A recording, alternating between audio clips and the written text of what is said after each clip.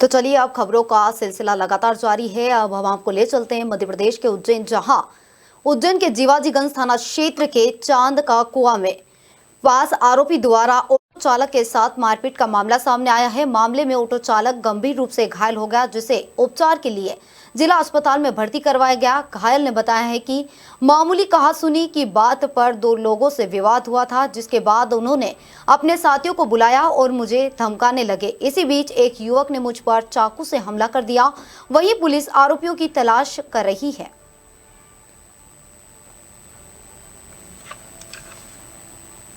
ऐसी कुछ बात नहीं हुई थी, सिर्फ बात हुई थी हल्की सी तू मैं, तो बात वहीं पे ख़त्म हो गई थी। उसके बाद मैं घर के यहाँ खड़ा हुआ, वो अन्य उसके साथी लेके आया, सिकंदर और रफ़ीक उसका भाई, और एक उसके अंदर अन्य आरोपी था जिनने चाकू मारा। वो दो भाई के बीच में वो दोनों भाई पहचानता उनको, जिसने मेरे को चाकू मारा, जो कि वो दो ही भाई जब पकड़ाएंगे वही बताएंगे कि किसने मारा। जो कि आए थे तो ये 30-35 जने, अपन ने इनके 3 जनों के जो जिन्होंने अपने साथ हरकत करी उन्हों के नाम लिखाए हैं अपन ने। ऐसी कुछ बात नहीं हुई थी, सिर्फ बात हुई थी हल्की सी तू मैं, तो बात वहीं पे ख़त्म हो गई थी। बढ़ते अगली खबर की ओर। मुस्लिम समुदाय इमाम हुसैन की शहादत में मुहर्रम पर्व मना रहा है। पिछले कई दिनों से इमाम हुसैन की याद में जुलूस निकाला जा रहा। आज मुहर्रम की 10 तारीख होने पर सबसे बड़े जुलूस की शुरुआत हुई। उज्जैन शहर में गीता कॉलोनी और निकास चौराहा पर बड़े साहब और छोटे साहब के स्थलों पर समाज के लोगों का हुजूम उमड़ा, जहां लोगों ने मातम मनाकर या हुसैन का नारा दिया, जिसके बाद लोगों का जुलूस निकास चौराहा से कंठाल, नई सड़क, फवारा चौक, दौलतगंज, तोपखाना, लोहे का पुल, महाकाल घाटी होते हुए करबला मैदान पहुंचा। इस जुलूस में घोड़ा और दुलदुल शामिल हुए हैं। दरअसल उज्जैन के जो मुहर्रम है वो ये कह सकती हूँ मैं कि मध्य प्रदेश के बहुत ही प्रसिद्ध मुहर्रम है, और एक बहुत ही भव्य जुलूस मुहर्रम में आयोजित होता है, जिसमें दुलदुल और ताज़िए शरीक होते हैं। साथ ही मैं जिस जगह खड़ी हुई हूँ, गीता कॉलोनी मेहंदी बड़े साहब का स्थान है, जहाँ सभी धर्मों के लोगों की आस्थाएं हैं। और आज चूँकि मुहर्रम की 10 तारीख लग चुकी है, तो मुहर्रम की 10 तारीख लगने के बाद सुबह 4 बजे यहाँ से जुलूस स्टार्ट हो चुका था, और शहर के प्रमुख मार्गों से होते हुए दोबारा लौटकर अपने अपने स्थान पर सभी दुलदुल पहुँचने वाले हैं। दरअसल उज्जैन के जो मुहर्रम है वो ये कह सकती हूँ मैं कि मध्य प्रदेश के बहुत ही प्रसिद्ध मुहर्रम है, और एक बहुत ही भव्य जुलूस मुहर्रम में आयोजित होता है, जिसमें दुलदुल और ताज़िए शरीक होते हैं। साथ ही मैं जिस जगह खड़ी हुई हूँ, गीता कॉलोनी मेहंदी बड़े साहब का स्थान है, जहाँ सभी धर्मों के लोगों की आस्थाएं हैं। और आज चूँकि मुहर्रम की 10 तारीख लग चुकी है, तो मुहर्रम की 10 तारीख लगने के बाद सुबह 4 बजे यहाँ से जुलूस स्टार्ट हो चुका था, और शहर के प्रमुख मार्गों से होते हुए दोबारा लौटकर अपने अपने स्थान पर सभी दुलदुल पहुँचने वाले हैं। दरअसल उज्जैन के जो मुहर्रम है, उज्जैन में 4 साल बाद कुंभ लगने वाला है। उसी की तैयारियों को लेकर अखाड़ा परिषद के अध्यक्ष रविंद्रपुरी महाराज व्यवस्थाएं देखने उज्जैन पहुंचे, जहां रविंद्रपुरी महाराज ने कहा कि आजकल ऐसा ट्रेंड चल रहा है कि हर कोई अपने आप को उपासक, पुजारी नहीं भगवान कह रहा है, खुद को ब्रह्मा, विष्णु, महेश और राम कह रहे हैं। ऐसे संतों पर कार्रवाई होना अति आवश्यक है। प्रयागराज कुंभ में ऐसे व्यक्तियों को भूमि नहीं दी जाएगी।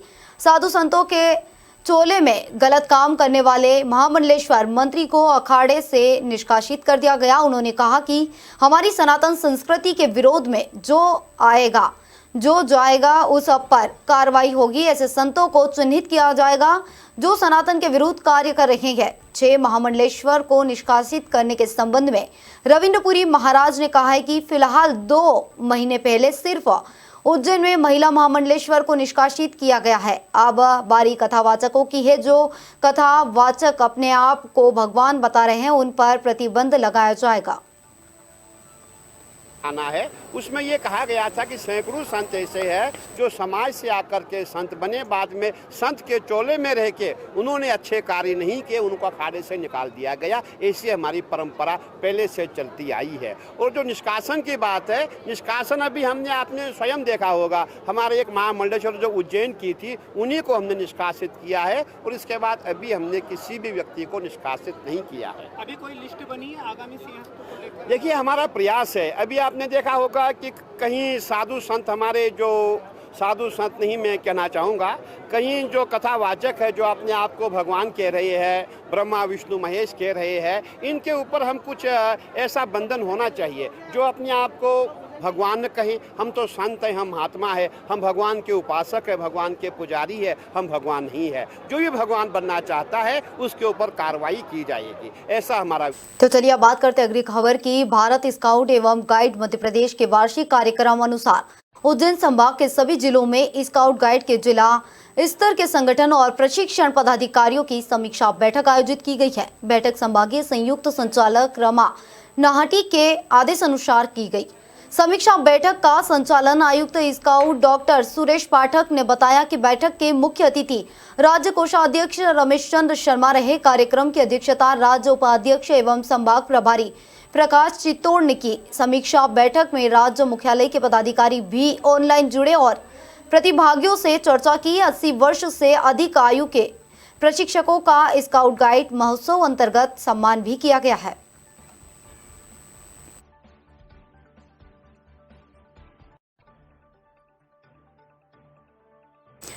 अवंतिका नगरी बाबा महाकाल के नाम से जानी जाती है। आपको बता दें कि उज्जैन में नगरी बाबा महाकाल की है और यही प्रसिद्ध कई मंदिर भी है। यहाँ पर बाबा महाकाल की 10 मुखी शिवलिंग अनंत काल से विराजित है। यहाँ पर आए दिन चमत्कार होते रहते हैं। इसी प्रकार एक चमत्कार 84 महादेव में 52 नंबर के महादेव खटिकवाड़ा में देखने को मिला है, जिसे देखकर श्रद्धालु आश्चर्यचकित रह गए।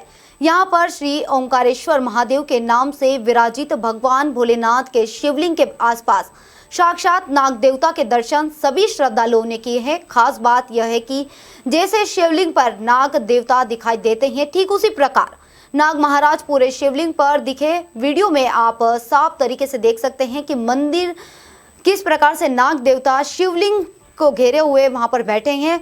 मंदिर के पुजारी पंडित अभिनंदन ने बताया है कि यह मंदिर वर्षों पुराना है। यहाँ नाग बाबा के दर्शन हुए और बिल्कुल शिवलिंग पे बिल्कुल जो होते हैं वैसे लिपटे हुए थे कि लग ही नहीं रहा था कि बाबा दर्शन देने आए। यहाँ बहुत धार्मिक नगरी है और ये 52वां मंदिर है, ओंकारेश्वर के नाम से प्रसिद्ध है और यहाँ लोग बहुत आते हैं दर्शन करने। अभी आपके सामने ही यहाँ पे देख लिए, बाहर से आए हुए हैं 84 महादेव की परिक्रमा कर रहे हैं लोग। ये मंदिर पे बहुत महत्व माना गया है और बाबा ने अपने आप ऐसा दर्शन दिया है। फिर उसके बाद मावे का श्रृंगार किया गया था, बहुत बढ़िया। ये लोग दर्शन करने आए और हमारी मान्यता ये है कि भगवान यहाँ पे रात दिन चौगनी लोग आए दर्शन करें, इसका लाभ उठाएं। फिर अनादि समय से है। हम मैं यहाँ पर पुजारी 84/52 का पंडित अभि त्रिवेदी। यहाँ पर प्रभु सर्प देवता ने दर्शन दिए, जिससे सभी श्रद्धालु लोग यहाँ पर पूजन अर्चन करने भी आ रहे हैं, अभिषेक भी कर रहे हैं भगवान का, जिससे भगवान का अभिषेक पूजन वगैरह करा गया, विशेष आरती पूजन करी गई और सभी श्रद्धालुओं की मनोकामना पूरी हो, उनके स्वास्थ्य ठीक हो, संसार में सारे कार्य सफलतापूर्वक पूर्ण होते रहे, इसी भगवान से अनुराधना पूरी करी गई है।